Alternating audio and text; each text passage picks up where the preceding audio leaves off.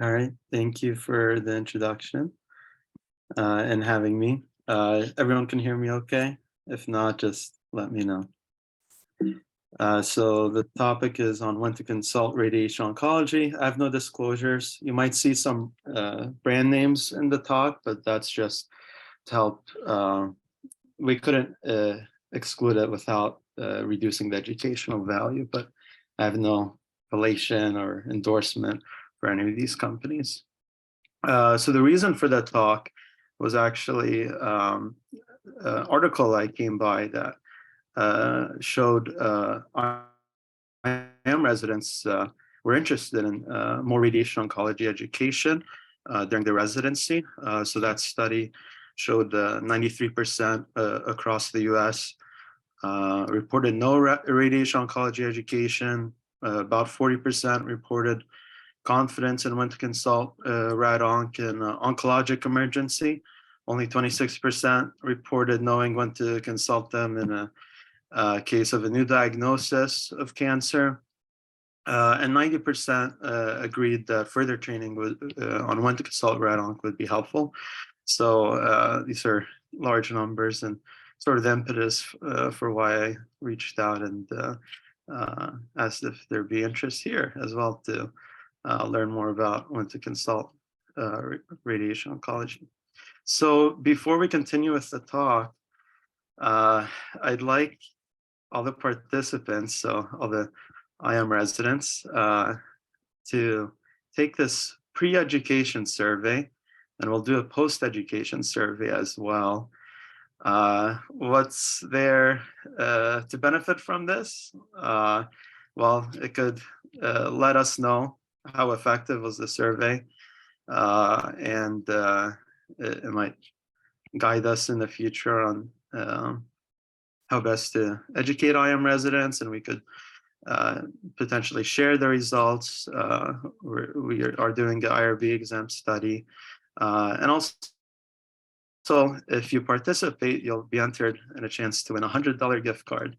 So we have two gift cards, and there's 50 people or so residents.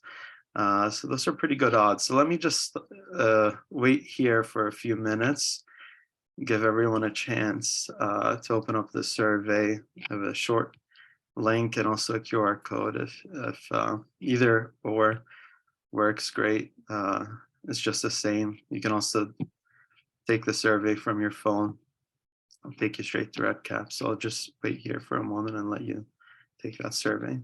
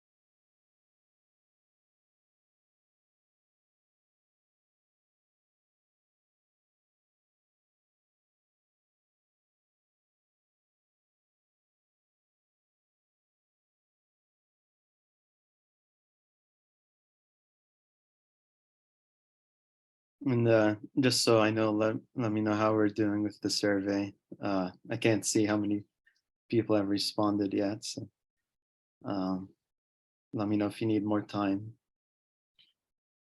It should be a quick survey, just a few minutes.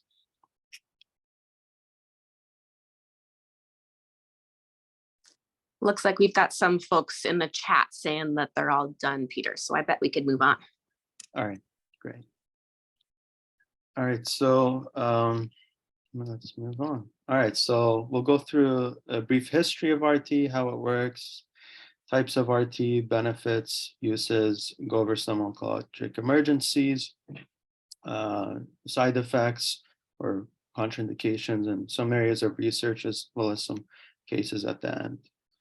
So first off, history of RT, radiation that was discovered in 1895 with Röntgen, specifically X-rays, and there's the picture that we think was the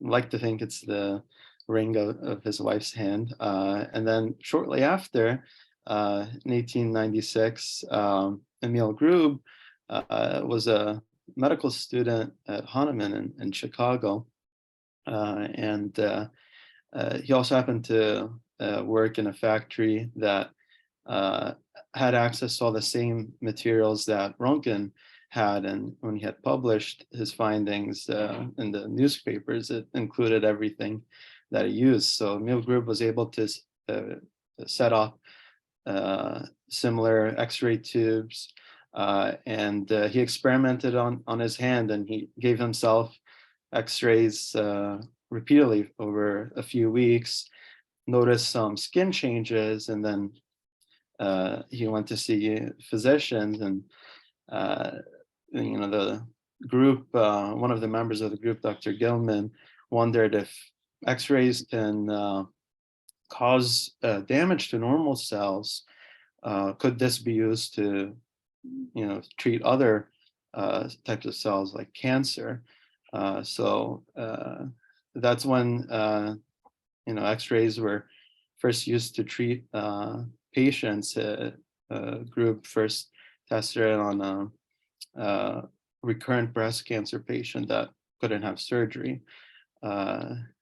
So you can also tell it's only 1896. Our field's only been around for a little over 100 years, so it's still young and evolving, but made some rapid progress over that short time.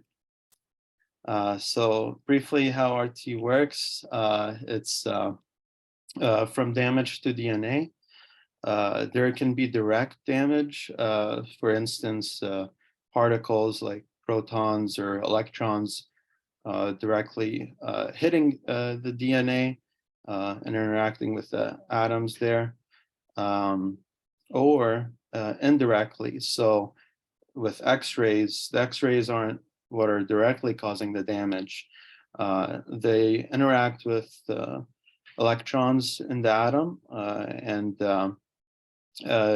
those electrons get released.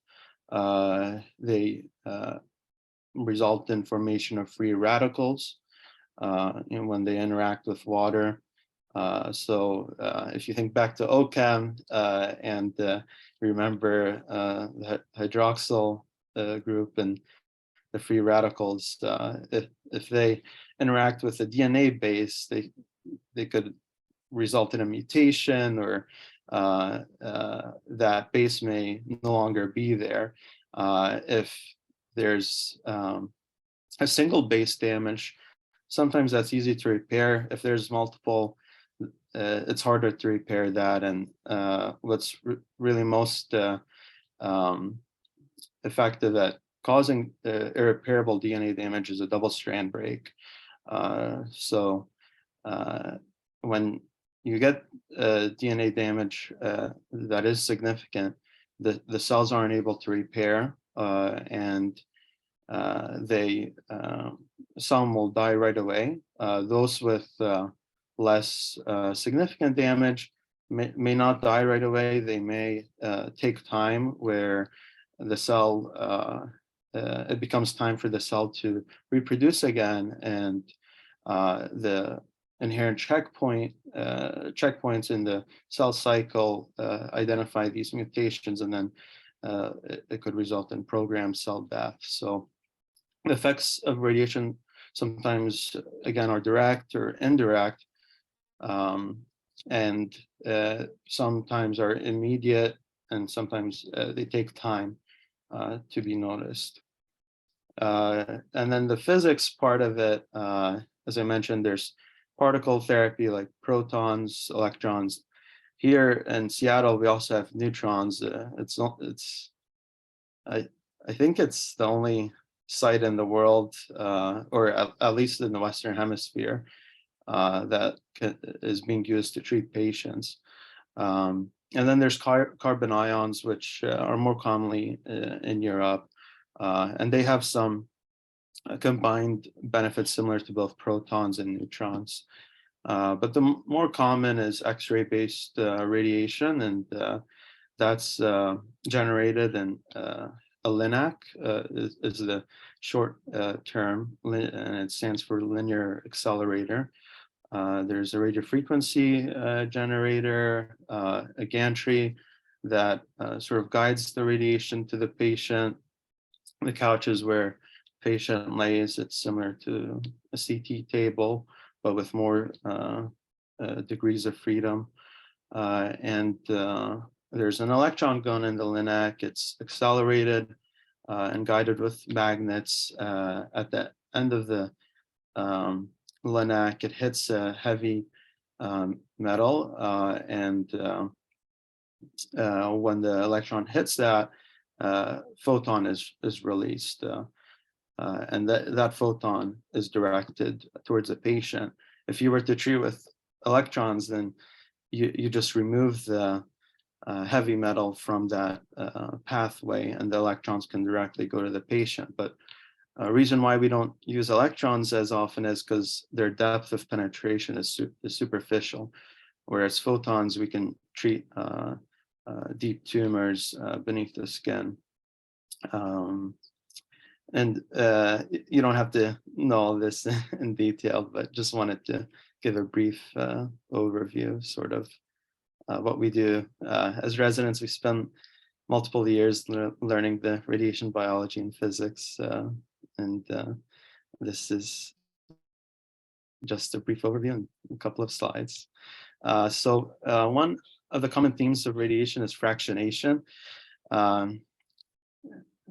Like in contrast to surgery or a procedure where the treatment might just be like one time, radiation is often given in multiple treatments. And that's because early on we found that when you give too much radiation too quickly, you can cause more normal tissue effects, some of which is irreparable.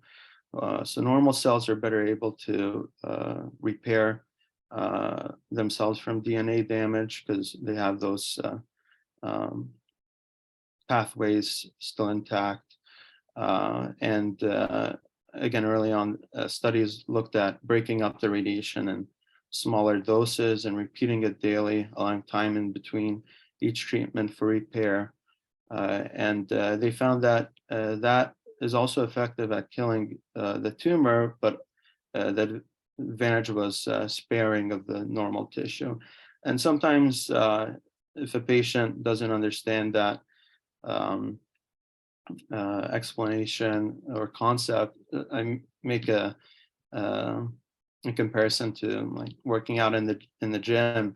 If you try to lift too heavy of a weight at one time, and you're not meant to lift that weight, you could injure yourself. So you could be out and not be able to work out for a while. But if let's say you work out with a 3-pound dumbbell, you may have to do more of those treatments or more reps to get the similar effectiveness, but less chance of injury. And they usually understand that if they hadn't.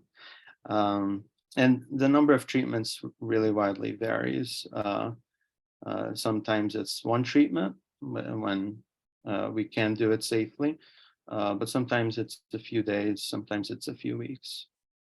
Some radiation therapy specific team members. So, of course, not all the team members are listed here. I just figured I'd list some of the team members that are have a role like more specific to radiation oncology. So there's the physicians who are radiation oncology trained, nurses who do typically have some oncology experience, therapists.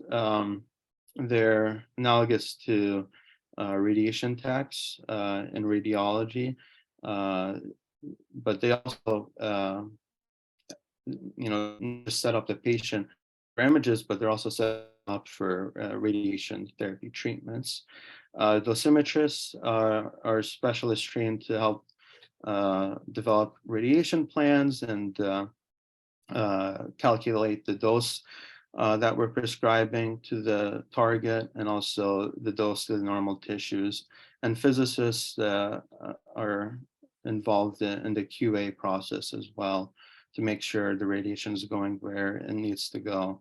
And again, there's other team members here not listed, but I just wanted to mention some specific specialists who might not be present or have different roles in other specialties. So the workflow typically is often first to consult with the patient, then they have some education with the nurse, a simulation where we do a CT scan in the position the patient will be treated in, and there's our therapists setting the patient up. Sometimes they use molds to help keep the patient still if it's daily treatments, so that it's reproducible or so that they're not moving while the radiation is on. And then contouring is when we draw out the targets on the CT scan and the normal structures, and then there's treatment planning where we work with the dosimetrist to make sure we have a plan that accomplishes the goals that we set. And then there's many quality assurance steps in the process before a patient eventually gets the treatment. And then after treatment, there's just surveillance, and those two widely vary. So if there's an urgent patient, we can treat the patient that day. If it's a routine patient and it's a more complicated plan, it can take a week or two before the patient starts. And then surveillance again varies by the type of cancer and situation. So types of radiation in general, there's external beam radiation therapy, and under that there's various kinds. There's 3D conformal, so that's like using a CT scan and then planning your radiation off of that. In the past, there were 2D like X-ray based radiation, where the patient gets set up just and planned based on X-rays, and the radiation oncologist would use landmarks of bony anatomy to know where to set up the radiation beams, along with the other team members. Image guided is a general term for if imaging is used the day of treatment, so shortly before or during, to make sure the patient is set up in the appropriate position. Intensity modulated and volumetric modulated therapies there. More advanced kind of conformal radiation that also involves computer planning, where we contour everything of interest, and we set the goals, and the computer plans a lot of the like radiation plan, and how much dose to be delivered from which angles, and that is helpful for getting appropriate dosing for complicated tumors, or irregularly shaped tumors, or near normal structures, or if we're giving a higher, like a radiation on the higher end of the doses we typically give, then we may use this type of radiation. If we're doing something palliative where the dose is smaller and we want to get started sooner, we may be doing 3D conformal, which is still pretty conformal. It's just not going to be as conformal as intensity modulated therapy. There's brachytherapy, where there's seeds that sometimes are either implanted permanently or are just injected through a catheter, left in for a certain amount of time, and pulled back from the patient. And the permanent one is usually referred to as LDR, low dose rate, as the radiation is given over a slow rate. And then high dose is given in a short time, over several minutes. And then there's intraoperative radiation, which we do here as well, where let's say a surgeon has a patient open and we want to give some additional boost to an area where they can't completely remove the tumor. And we also don't want to go through all the normal tissue in between that target and the skin. We can deliver electrons directly at that site, and there's this cone that helps guide the electrons to that area. And I've seen several of those while I've been here. There's stereotactic radiation, which is even more precise than intensely modulated. It's planned also with computer planning, but there's also a steep dose fall off when we do that planning. So that really helps when we're trying to get abbreviated courses of radiation. So, but also like effective dose, so higher amount of dose per treatment. So maybe, again, going back to that analogy, instead of a 3-pound dumbbell, maybe it's like a 10-pound dumbbell, just example here. And then gamma knife is a type of stereotactic radiation, specifically just for the brain. MR guided is one of the more recent advancements in the past like 5 to 10 years, where instead of using CT based imaging the day of treatment, we're using MRI. And you can imagine how really intense magnet could have some challenges in the presence of particles like protons or electrons, because the magnets can change their path. So it took a while for scientists and to develop it, but they were able to do that, thankfully. And protons we have here, and neutrons we have here. I'll show some videos about MR guided and protons later, and that'll just be, I think, a better explanation.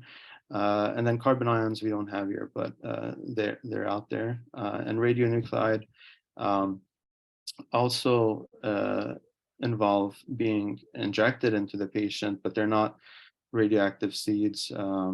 They might come in the form of spheres like Y90 that's used for liver cancer, or like radium or luteum, which are used in prostate cancer, and they're sometimes conjugated to a biologic ligand that interacts with receptors in cells to help guide the radiation to where it needs to go. So let's see if this works. Let me know if this doesn't work or not. Cancer of the prostate is one of the most common types of cancer in men. In most cases, it develops slowly and many men can live with the disease for decades without experiencing any symptoms. However, if it's deemed to be life-threatening, more invasive interventions may be required. A long-standing therapy is to put radioactive material inside the prostate to kill the tumor. This technique is called brachytherapy. The classic approach is to implant a radioactive seed into the prostate. Low dose rate, or permanent seed brachytherapy as it's called, delivers a steady dose of radiation over the course of a few months. A newer approach is high dose rate, or temporary brachytherapy. This involves delivering radiation in short bursts through thin tubes that are temporarily inserted into the prostate. This enables the radiation dose to be administered more quickly and more accurately. So that's just I sometimes find videos and pictures to be more helpful. So just want to show a few of these for the different types of radiation.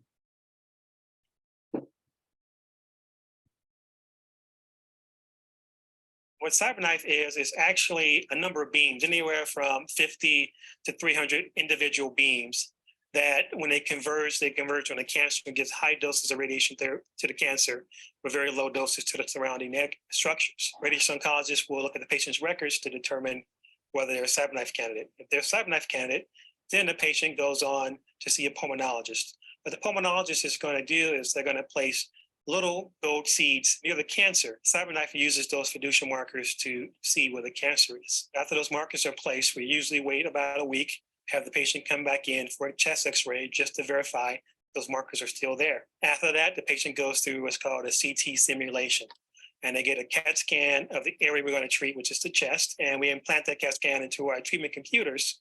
Those computers and our physicists and our dosimetrists and myself then come up with a plan. Once that plan is generated, the patient then comes in and goes to our CyberKnife treatment suite. The patient is then set up on a table by our therapist. Treatment lasts anywhere from 30 minutes to an hour and a half for most patients. The beauty of So CyberKnife is just one example of stereotactic radiation. There's others.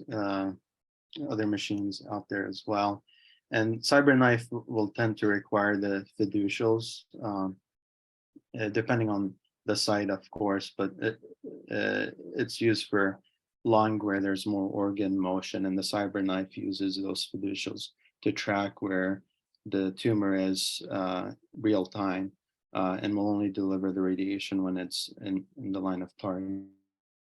Yeah, and then here's proton therapy.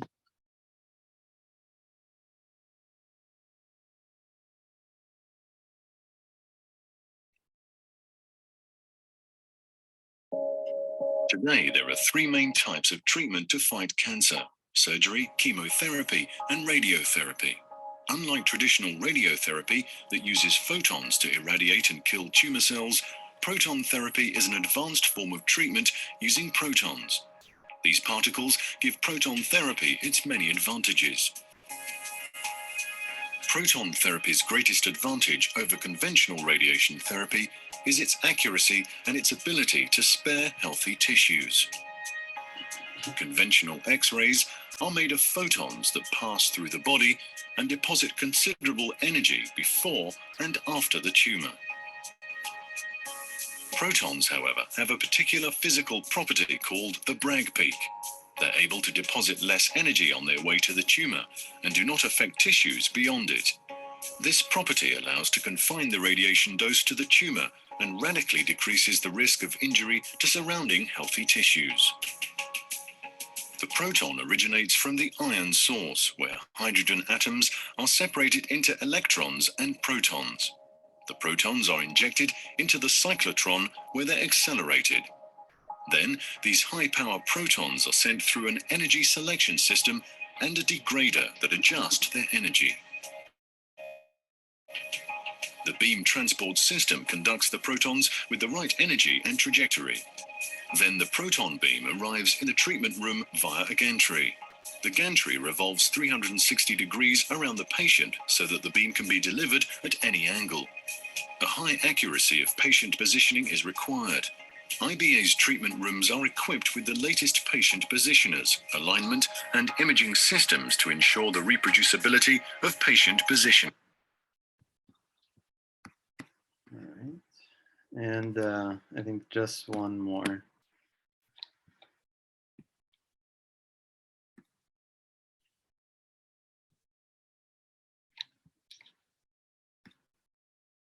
Over 5 years ago, we started thinking about what technologies do we think are going to be game changers for radiation therapy. And we came to the conclusion that MRI guidance is really going to be the thing that can make a huge difference for our patients.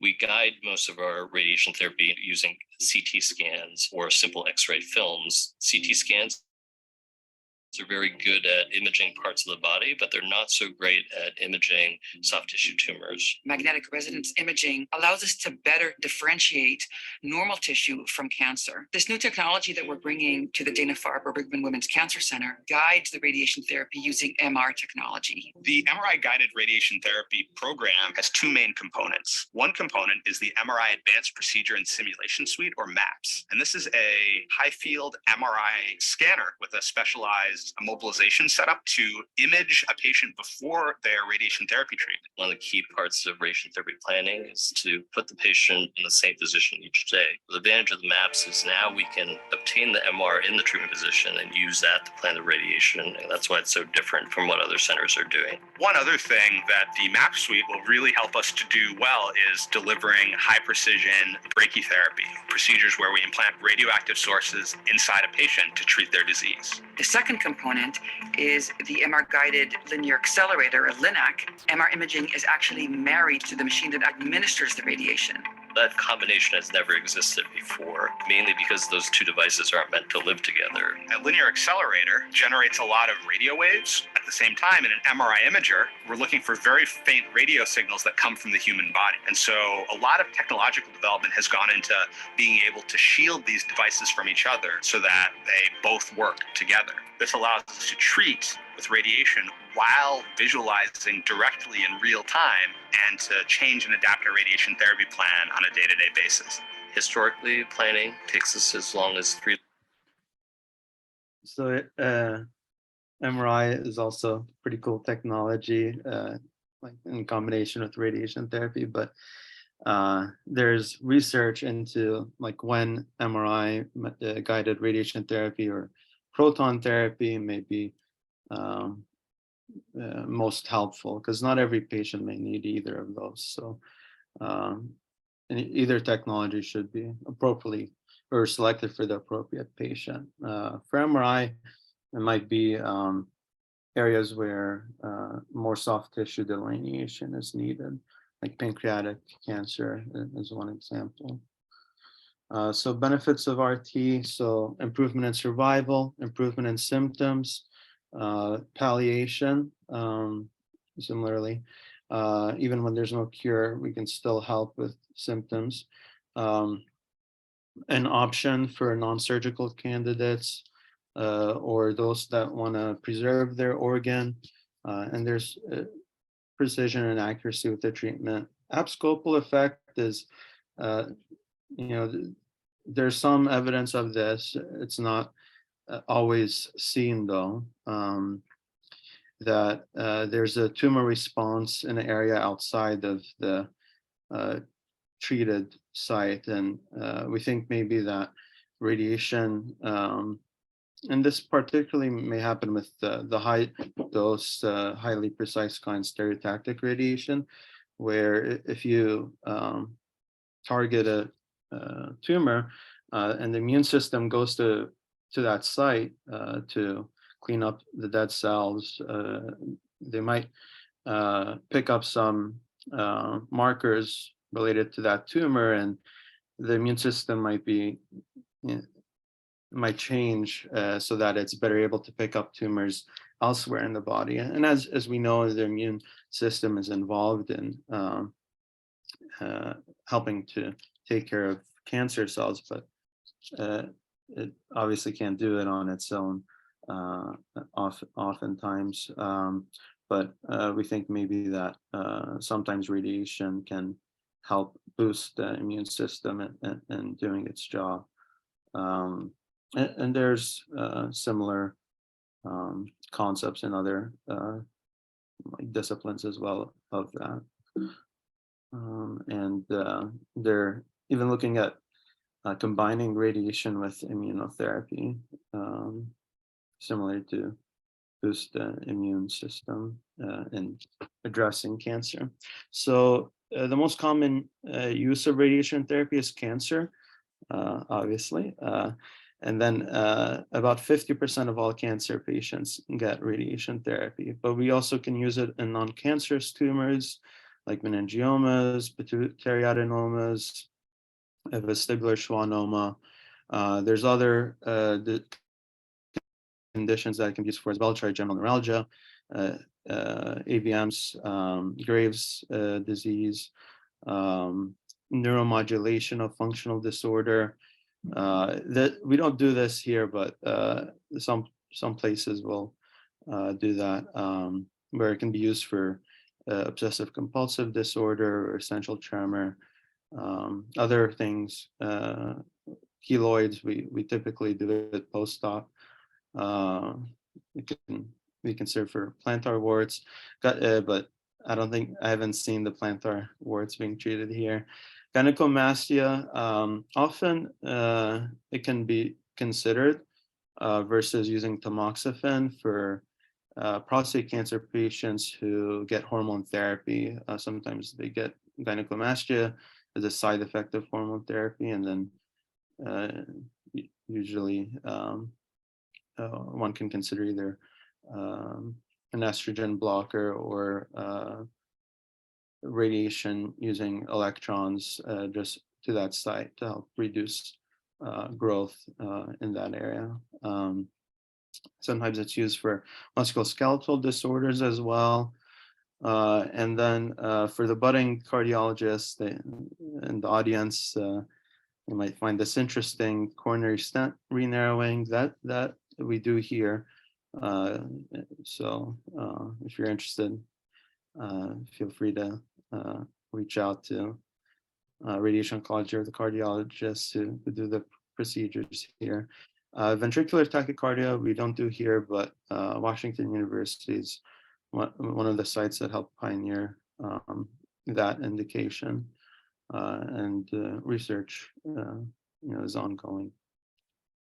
But more commonly, what you may see radiation used for is breast cancer.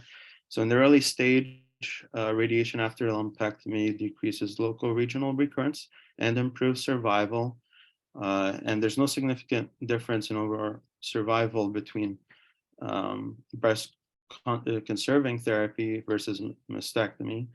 But you can still consider omission of radiation in the elderly. There's some evidence to show that radiation can be emitted in those cases if they commit to hormone therapy for 5 years. And the other therapies involved in the treatment of early breast cancer I just mentioned there. Similarly, with locally advanced disease, and on the other end of the spectrum, in situ cancer, so non-invasive, radiation therapy can help improve local regional recurrence, but for the more advanced, it can also help with survival. Moving forward to prostate cancer. So in terms of low risk disease, either surgery or radiation can be used. And that helps improve disease progression and metastasis rates compared to active surveillance. But active surveillance is still reasonable in patients with life expectancy less than 20 years, since prostate cancer is slow growing. And this would be for low risk disease. You don't have to memorize this slide, but generally what we learned from the PROTECT trials is that surgery can have some more incontinence and impotence as side effects, while external beam radiation can have more rectal irritation, and brachytherapy can have worse urinary irritation or obstructive symptoms. The further down you go, you see it's more advanced cancer. So treatment does improve overall survival, but you can still consider observation in patients with even shorter life expectancy, so intermediate risk, less than 10 years, or high risk, less than 5 years. And again, I listed some other therapies that are involved besides radiation, and radiation could either be external beam or brachytherapy. And then post-prostatectomy, if the patient continues to have evidence of disease or a recurrence, you can again consider radiation to help survival, but it's a case-by-case basis. Lung cancer, in contrast to prostate cancer, is generally more aggressive, so treatment, regardless of the stage, can improve survival. Early stage, you can consider surgery or radiation therapy. It's sort of controversial, depends who you ask, a surgeon or radiation oncologist, whether you can achieve the same benefit with stereotactic radiation, where again, we're giving a high dose to a precise area. It's sometimes similar to like bladeless surgery, but that concept is variable depending on the disease site, and depends who you talk to about that. But there's some research to show that you can achieve really good control rates in the long term with stereotactic radiation. And practice can vary by institution. But often if a patient can't undergo surgery, then they'll get radiation. Sometimes it's in combination with chemo, and more advanced stage, if they can't get surgery again, they could get chemoradiation. Concurrent chemoradiation has better results than sequential. And then small cell also, radiation is involved. The more common lung cancer is non-small cell. Metastasis-directed therapy. So in the brain and spinal cord, we have some good data from Patchell et al. That radiation and surgery can help with local control, survival. But these were in the setting of one metastasis. But still, you can get benefit from treating like a metastasis site that's causing symptoms, or preventing the patient from walking, or having a neurologic symptom, even in the presence of other mets. But just as a caveat, the Patchell studies, we're looking at one site of metastasis. And then we can direct the radiation to bone to help improve pain and local control. Other examples of cancers that we treat with radiation, I list here, but I only went through the breast, prostate, and lung because that's what is most common, because that's most commonly what you might see in the US. It's also most commonly what you may treat with radiation. Some oncologic emergencies, SVC syndrome, you all learn about on boards, but also central airway obstruction, GI obstruction, symptomatic brain mets, optic nerve compression or infiltration, malignant spinal cord compression or Cotta-Equina syndrome, or tumor-related intractable bleeding. If there's one slide that you'd have to remember, I'd say it's this one, I guess, because if you're on the inpatient service, good to know when to consider consulting radiation oncology in an oncologic emergent setting. So I went over some benefits of radiation, but it's also remember that every treatment has its side effects.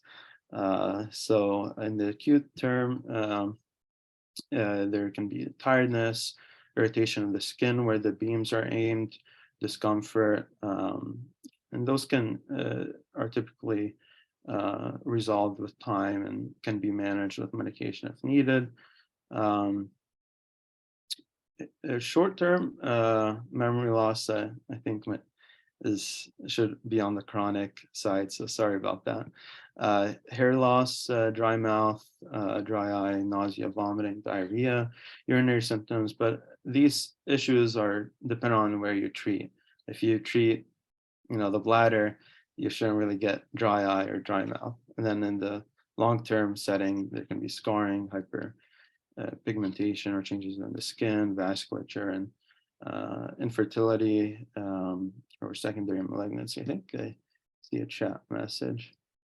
Oh, so Luke asked what type of intractable bleeding would merit red onc involvement.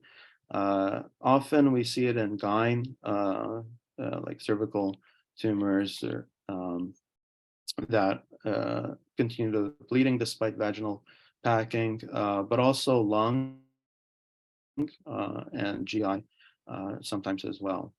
That we can consider radiation for those types of tumors if they're bleeding. But first the patient would need to be stable, and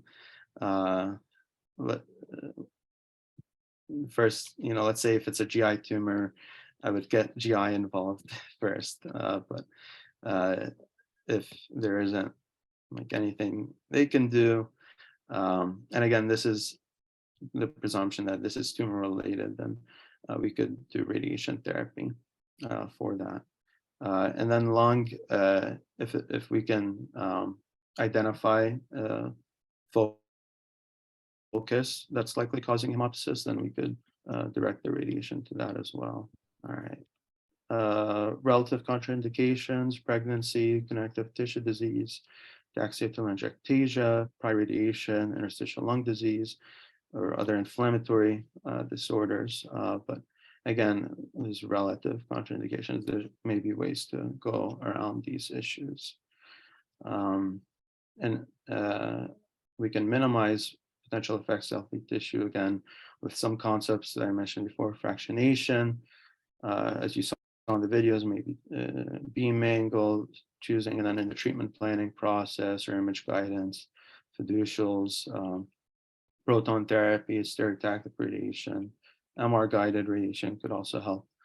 Balloons I'll show in a second, or hydrogel spacer specifically. And then on the right here image, there's this coaching that we could do for active breathing coordination, and where we advise the patient when to hold their breath, and if they can reach that position, we would treat in that position. And there's a valve at the end of that spirometer that helps keep the patient's breath volume in that position for the duration of the treatment, which may be like 20 seconds or something like that. There's various options. We don't always have to do one kind or the other. There's different kinds, and you can choose the best option depending on the situation. And here's images of different beam angles. On the left here, there's many beams. This might be something like a gamma knife treatment, where there's 192 beams.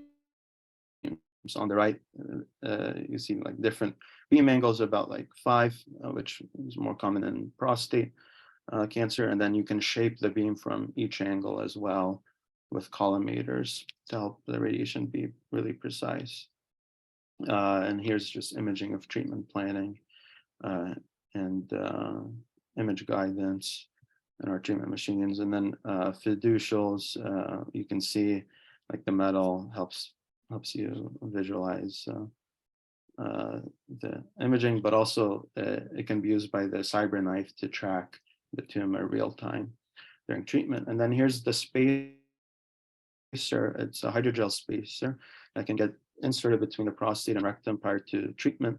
The like small real estate it can be very valuable in radiation. So if you're trying to really spare the rectum, but get enough adequate dose to the prostate, a spacer like this can be pretty helpful, and it can get absorbed in a few months following implant. Areas of research: cancer detection, cancer cell targeting, radiomics, AI and machine learning.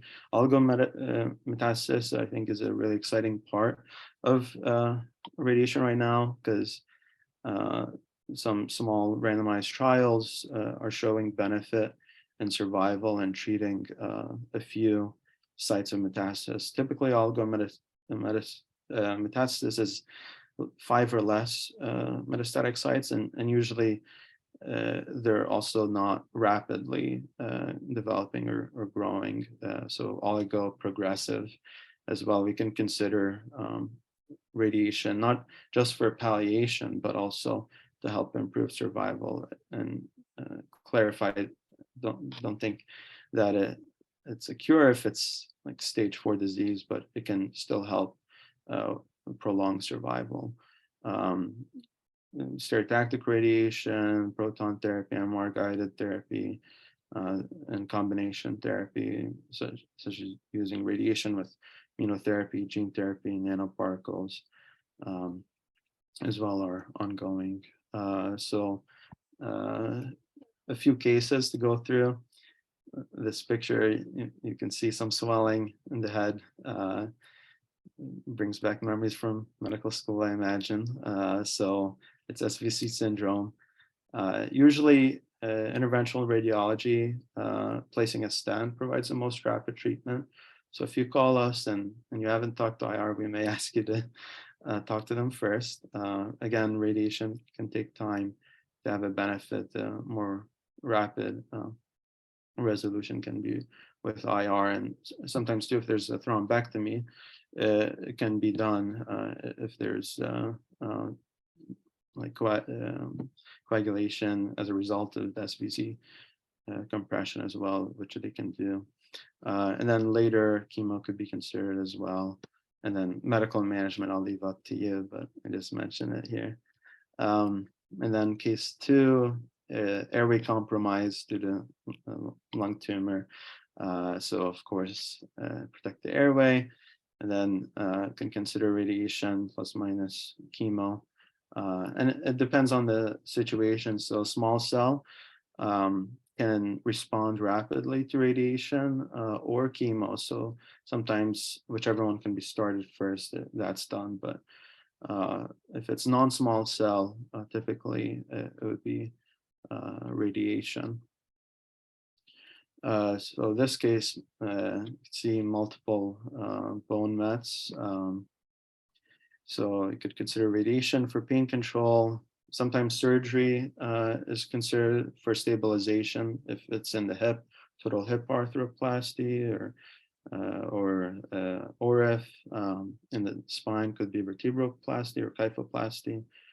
And then if that's done, typically we'd do that first, followed by radiation. But if it's not needed, then we can go straight to radiation.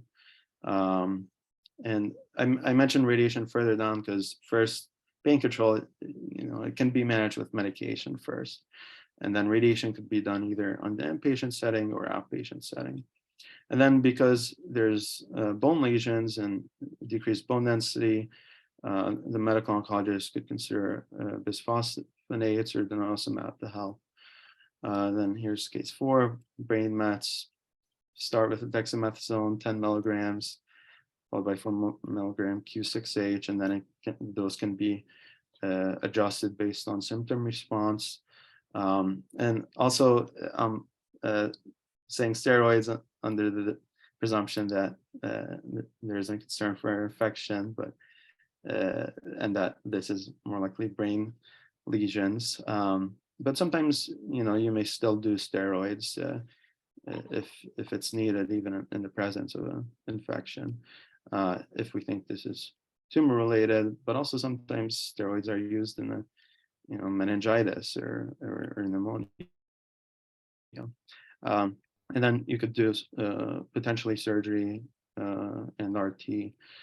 So you can consult neurosurgery and us. And then for the spine as well, similar dosing, initial 10 milligrams, followed by 4 milligram Q6. If it's really minor symptoms, then you could consider a lower dose. But typically that's the initial starting if there's significant neurologic symptoms. And the steroids, again, are based on symptoms. If they're not symptomatic, then you don't need to start the steroids. So that's my email if you have questions. And then for the last slide, I'll leave this up for the post-education survey. So we want to see how, I guess, how impactful this was. And again, if you fill this out, you'll have a chance to get a $100 gift card. I'll also take this time to answer any questions. And maybe if you can pull up the survey and fill it out now, great. Or during your break, it's also good. But make sure to grab the link. Any questions? And I just also want to say thank you for having me as well, and appreciate the chiefs and the program leadership for having me.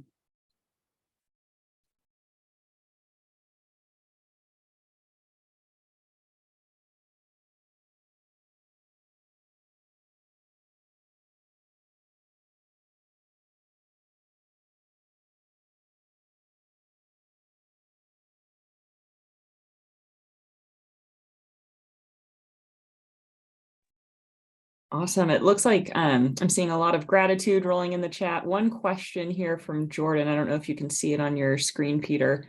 Are you able to see the chat question? Yeah, I just opened it. So question about simulation day and then subsequent fraction days. Is this just logistics scheduling? Is there a reason fractions can't begin on the simulation day? So it is logistical because it takes time to coordinate.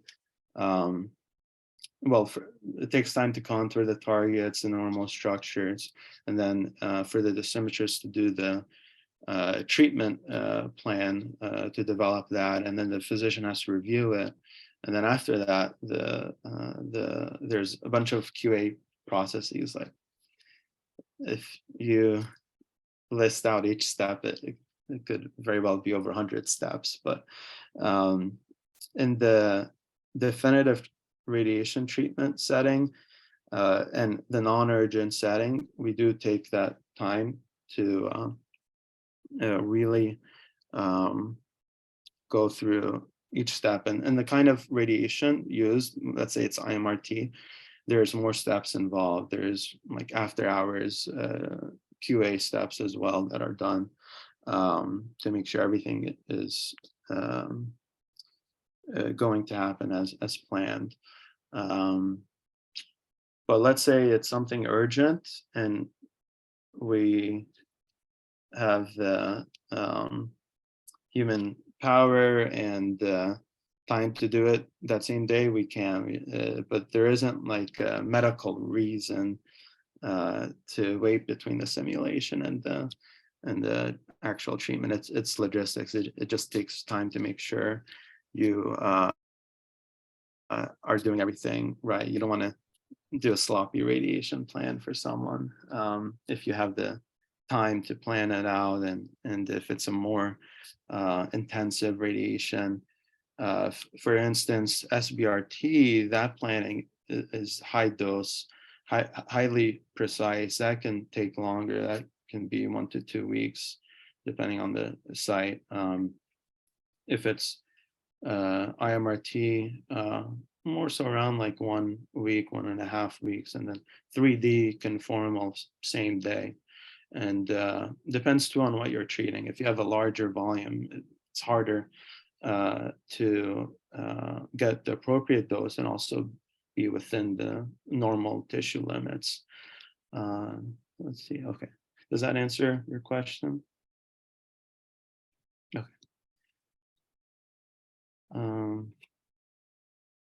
Yeah, and I didn't dive into like cancer screening, but I presume that might be a different topic and out of the scope of our talk. But yeah.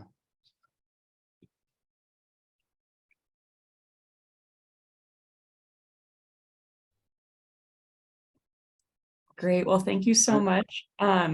hopefully folks had an opportunity to pull up the survey. Otherwise, we will go ahead and take a break, come back at 10:15 for Devin Shen's talk. Thanks so much. Thank you. Have a great day. Peter, thank you for doing this. Thank you for having me. I Yeah. appreciate it. I'll stop sharing now. So last second, if you want to grab this. 1, 2, 3. All right. Have a good one. Thank you.